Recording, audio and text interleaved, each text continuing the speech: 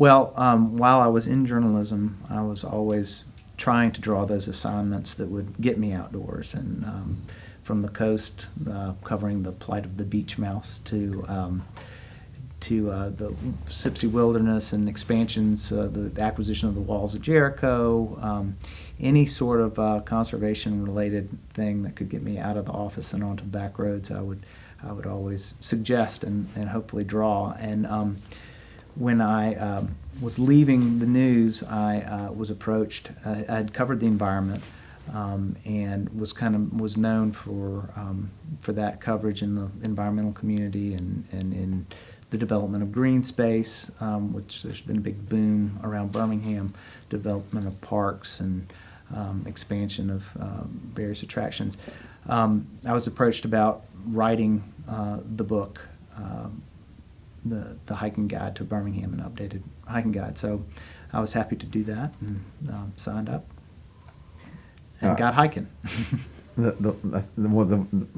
Between the days when you'd report on some of the projects we were involved with, Little River, Duggar, or whatever it was, right. I saw you and your family on bicycles, and I remember right. we were going one way on the Chief, and you were going the right, other way. Exactly. But even with helmets, it was yeah, that's right.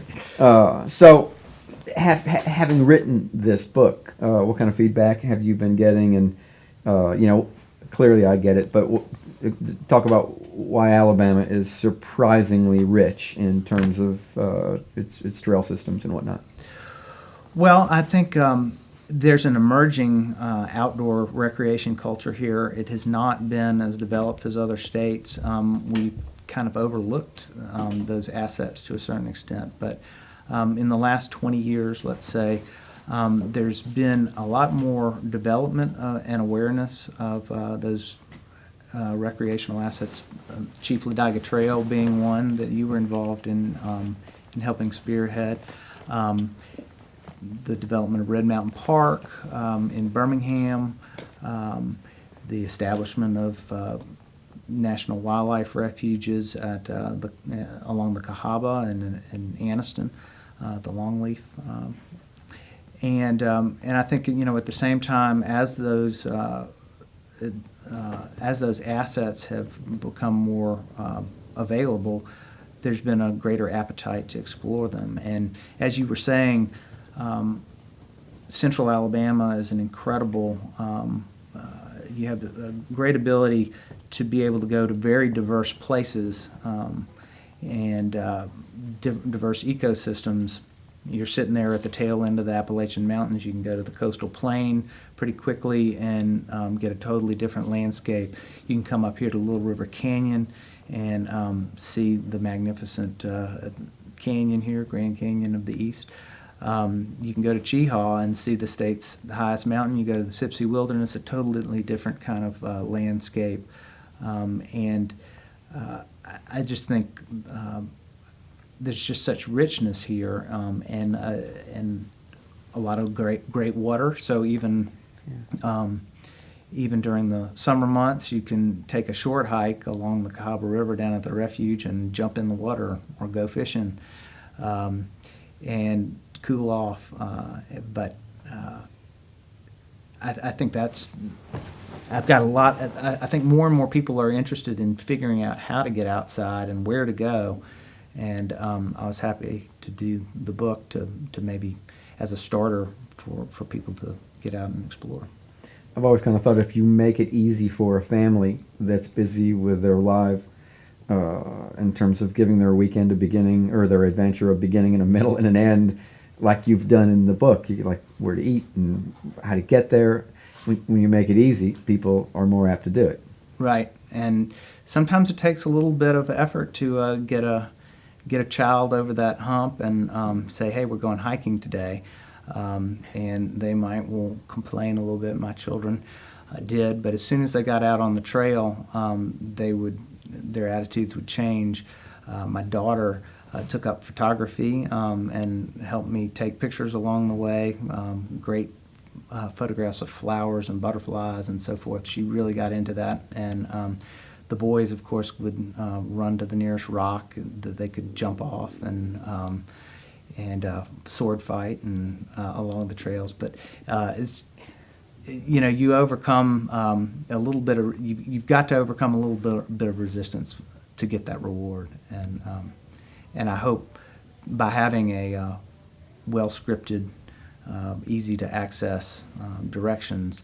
They're also all the trails are rated according to difficulty and so forth, so you can make a judgment about whether your children are up for it, or to keep in mind the distance and know before you go, because I went sometimes and didn't quite know how long those trails would be, and had to keep urging the little trudgers to complete it, and you don't want to leave them with a sour taste in their mouth, and so hopefully the book will avoid that. Yeah, it'll mitigate the occasional negative experiences that last a long time. I don't really know too much about the business of selling books, and I don't really care about the money part, but who cares about Alabama trails? Like who's buying the book? And international, local, how's that work? Well, I don't know much about. This is the first time I've written a book, so for the most part, I've been, it's stocked in local retailers and outdoor stores and bookshops, and I'm not really privy to who is buying them there, but I speak to outdoor groups and to libraries and just gathering up friends and we were really overwhelmed. My wife is a physical therapist and works at a Eskridge and White in Homewood, and we kind of just not even thinking about it. We put it up on the counter where people were checking out, and they were nice enough to let us do that. We sold a lot of books through that. Just people passing by and people who were concerned with fitness and looking for an entryway into doing something to get outside. And I think there's obviously there's a big fitness boom out there, and people, you see people running all the time on the street. Well, on the trails you don't have to interact with the cars, and you get a little fresher air, and it takes maybe a little bit more effort to get to the trailhead, but again, that's the reward you get for making that effort pays you back. This probably is the age-old question. Do you have a favorite trail? Well, yes, that is the age-old question, and I'm often asked that, and it so depends on the season and what you're in the mood for. I love to be able to go out to Oak Mountain and run up to King's Chair, which is an intense hike up the Blue Trail to this great overlook. And so you're 15 minutes from the Galleria, and you feel like you're up in the Appalachian Mountains. So many great highlights at Cheehaw. The Pinhoti Trail is kind of the granddaddy trail, long-distance hiking trail in Alabama, and there's so many great stretches of that. And you get, I kind of have the ambition, I have not done it yet, but of hiking the length of the Pinhoti, at least in Alabama, and maybe one day on to the connection with the Appalachian Trail, and maybe one day we can have the Pinhoti designated as part of the Appalachian Trail system. A lot of complicated issues right there. Yes, you're right, but we can just go ahead and claim it. Yeah, we do that. It's the forgiveness thing, not so much the permission. Starts at Flag Mountain, the southernmost Appalachian mountain, and that's a beautiful spot. And if you're going to hike the Appalachians, you better start at the southernmost one. Right? Yeah, it's the beginning, right? Yeah. We'll claim it. Loop trails, that's something that some people will avoid trails that where they have to repeat themselves. And any loop trails come to mind that I concentrated on? I would say most of the trails in the book are loops, and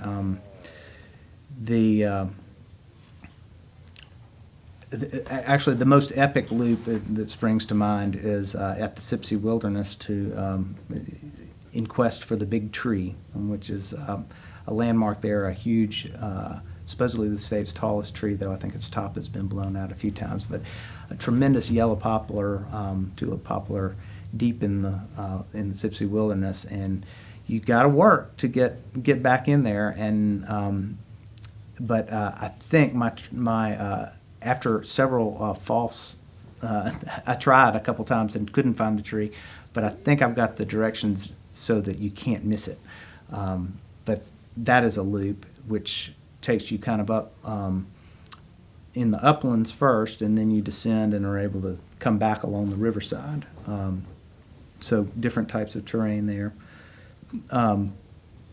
Most of the hikes in the book at Oak Mountain are loops, and which I always appreciate being able to see different terrain as you go and not have to go in your same footsteps.